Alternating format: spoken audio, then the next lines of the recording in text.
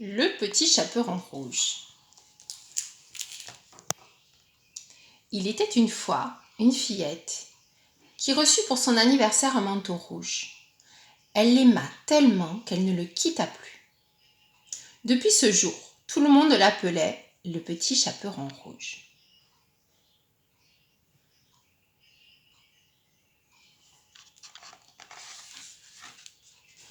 Un matin, sa mère lui confia une galette ronde et un pot de beurre pour sa grand-mère malade.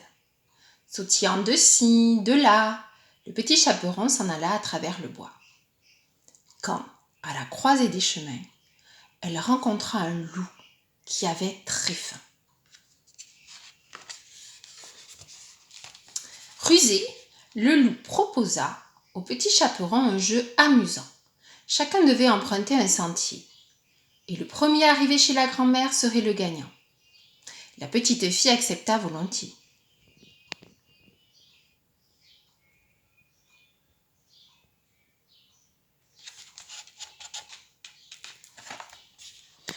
Le loup, qui connaissait mieux la forêt, arriva rapidement devant la maisonnette.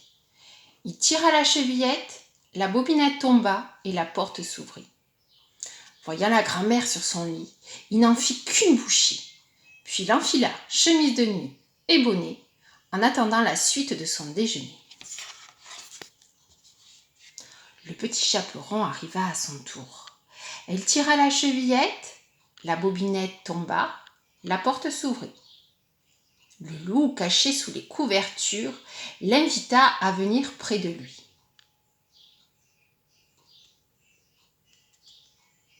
Penché sur l'oreiller, le petit chaperon rouge s'étonna.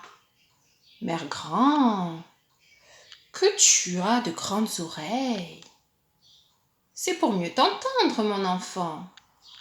Mère grand, que tu as de grands yeux. C'est pour mieux te voir, mon enfant, lui déclara le loup. Intriguée, la fillette s'approcha encore. Mère grand, que tu as de grandes dents. C'est pour mieux te manger, mon enfant, hurla le loup en bondissant du lit. Et il avala le petit chaperon tout rond.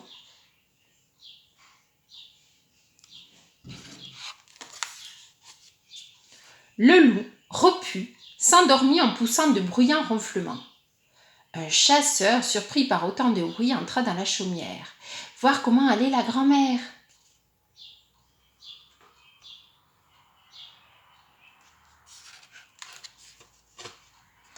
En découvrant le ventre rebondi du loup, le chasseur comprit que celui-ci avait englouti la grand-mère et la petite fille.